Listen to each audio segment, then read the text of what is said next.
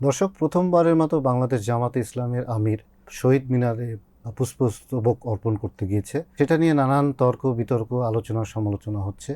ভাষা শহীদদের শ্রদ্ধা জানাতে গিয়েছেন নাকি এটি শুধুই পলিটিক্যাল একটা স্ট্যান্ডবাজি ছিল, সেটি নিয়ে আমি আলোচনা করব আমাদের রিপোর্টার রায়ান তামরিনের সঙ্গে। জামাতের আমিরের যে পুষ্পস্তবক অর্পণ, এটা নিয়ে তো বেশ সমালোচনা তর্ক চলছে। বিষয়টা আসলে কি? 21শে ফেব্রুয়ারি যে প্রথম প্রহরে জামাতের আমির তার 11 দলীয় জোটের সাথে যখন পুষ্পস্তবক অর্পণ করতে গিয়ে যাচ্ছিলেন, তখন কিছু যুবক হচ্ছে তাকে দেখে স্লোগান দিচ্ছিল। সেগুলো হচ্ছে 71-এর দালালেরা হুঁশিয়ার সাবধান। এর বিপরীতে জামাতের যে কর্মীরা তারা আবার বলছিল যে ভাষা সৈনিক গোলাম আজম, লও লও লও সালাম। সো সেখান থেকে কেন্দ্র করেই আসলে মূল বিতর্কের সৃষ্টি হয়। আমরা জানি যে ঐতিহাসিকভাবে গোলাম আজম ছিল পূর্ব পাকিস্তান ইসলামী যে ছাত্র সংঘ সেটির সাথে ছিলেন এবং পাশাপাশি ঢাকা বিশ্ববিদ্যালয়ে ছাত্র ছিলেন তিনি। কিন্তু 1970 সালে পশ্চিম পাকিস্তানের শুক্কুর যে শহর, সেখানে এক সংবর্ধনা সভায় গোলাম আজম নিজেই প্রকাশ্যে বলেছিলেন যে 52-র যে ভাষা আন্দোলনে যে অংশ নেওয়া সেটি ছিল মারাত্মক ভুল। এবং তৎকালীন দৈনিক আজাদ যে পত্রিকা আছে সেটিতেও কিন্তু স্পষ্টভাবে মুদ্রিত হয়েছে। এছাড়াও আমরা দেখেছি যে বদরুদ্দিন ওমরের লেখা হচ্ছে দ্য ইমার্জেন্স অফ বাংলাদেশ, সে গ্রন্থে লেখা আছে যে গোলাম আজম ভাষা আন্দোলনকে একটি হিন্দু ষড়যন্ত্র হিসেবে আখ্যা দিয়েছিলেন এবং তিনি পবিত্র কোরআনের আয়াত উদ্ধৃত করে মুসলমানদের এই বিভক্তির বিরুদ্ধে সতর্ক করেছিলেন। এছাড়া আমরা যদি ইতিহাস দেখি, 1973 সালে লন্ডনে ইস্ট পাকিস্তান রিট্রিভাল কমিটি গঠন করে সোনার বাংলা পত্রিকার মাধ্যমে তিনি অপপ্রচার চালান বলে বিচার ICT 2-তে যে যখন বিচারাধীন ছিল তার গোলাম আজমকে কেন্দ্র করে, সেটি কিন্তু উঠে আসে সেই সময়।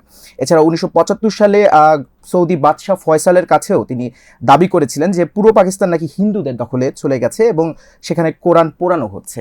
যাই হোক, আপনি একটা ঐতিহাসিক প্রেক্ষাপট তুলে ধরেছেন যে জামাতে ইসলামের অবস্থান 21শে ফেব্রুয়ারি বা ভাষা আন্দোলনকে কেন্দ্র করে। কিন্তু জামাতে ইসলামী তখন তো আসলে ভাষা আন্দোলনের পক্ষে তারা অংশ নিয়েছিল, কিন্তু সেটাকে তারা একটা ঐতিহাসিক ভুল বলে তারা এখন দাবি করছে, বা দশকের পর দশক সেটি বলে আসছে, এবং স্বাধীন বাংলাদেশেও। কিন্তু গত রাতে প্রথম প্রহরে যে জামাতের আমির শফিকুর রহমান গেলেন, উনি আসলে ওখানে তো শহীদদের প্রতি শ্রদ্ধা জানাতে যাননি। আপনার কাছে কি মনে হয়, মানে শ্রদ্ধা জানাতে গিয়েছিলেন নাকি ওইটা জাস্ট একটা ফর্মালিটি ছিল? সেখানে মানে জামাতকে কিছু সাংবাদিক হচ্ছে প্রশ্ন করেছিল যে জামাত কি সত্যি ভাষা শহীদদের প্রতি সম্মান জানাতে এসেছে কিনা। তখন এই প্রশ্নর জবাবে ডাক্তার শফিকুর রহমান বলেছিলেন যে দলটি হচ্ছে একটি রাষ্ট্রীয় আচার এবং বিরোধী দলীয় নেতা হিসেবে আবির্ভাব বা পুষ্পস্তবক অর্পণ করেছিল। বিভিন্ন পলিটিক্যাল অ্যানালিস্টরা এটাকে বলছে যে জামাত তাদের অতীত যে রাজনৈতিক অবস্থান নতুনভাবে উপস্থাপন করার চেষ্টা করছে। এছাড়াও অ্যানালিস্টরা বলছে যে ভাষা আন্দোলন থেকে মুক্তিযুদ্ধ অবধি জামাতের বিরোধী যে ভূমিকা সেটি পালন করার কারণে দলটি আজ ইতিহাসের ভেতরে নিজেদের জন্য বয়ান তৈরি করছে বা গ্রহণযোগ্য জায়গা খুঁজছে। এই প্রক্রিয়া তারা কিছু ঘটনাকে নিজেদের পক্ষে টানার চেষ্টা করছে, যা ঐতিহাসিকভাবে পুরোপুরি সঠিক নয় বলে বিভিন্ন অ্যানালিস্টরা মনে করে। না, কিন্তু ধরুন ওনাকে তো প্রশ্ন করা হয়েছিল যে এরকম পুষ্পস্তবক অর্পণ করা ইসলাম বিরোধী, ওনারা আগে বলেছেন। সেই প্রশ্নের বিপরীতে উনি কি বলেছেন?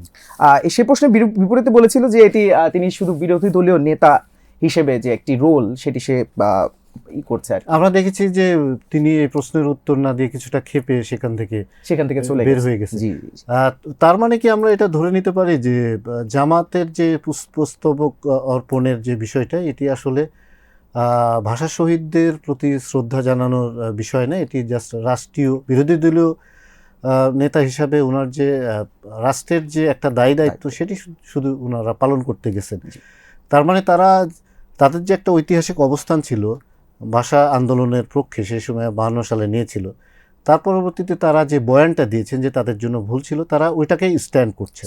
জি।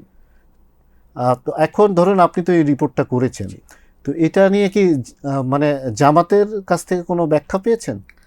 জামাতের আমি যদি একটু পূর্বে চলে যাই, সেখানে যে মতিউর রহমান নিজামী ছিলেন আলবদর বাহিনীর কমান্ডার, তিনি কিন্তু অনেক জায়গায় শহীদ মিনারে ফুল দেওয়াকে ধর্মীয়ভাবে নিষিদ্ধ বলে প্রচার করেছিলেন। স্কলারের বার্টিল লিন্টার্সের বিভিন্ন গবেষণায় উঠে এসেছে যে নিজামীর ভাষা আন্দোলন সম্পূর্ণ হিন্দু প্রভাবিত এবং 21শে ফেব্রুয়ারিকে পাকিস্তানের ঐক্যের পরিপন্থী বলে তিনি মনে করতেন। একইভাবে দলটির যে সাবেক সেক্রেটারি জেনারেল আলী আহসান মোহাম্মদ মুজাহিদ, তিনি 1971 সালে ইসলামী ছাত্র সংঘের প্রেসিডেন্ট হিসেবেও ছিলেন। তিনি বলেছিলেন যে বাংলাদেশের আন্দোলনটা বা বাংলাদেশ সূত্রপাতের যে আন্দোলন, সেই আন্দোলনটি চরমপন্থী ভারত বা হিন্দু বিরোধী হিসেবে বক্তব্য রেখেছিলেন তিনি।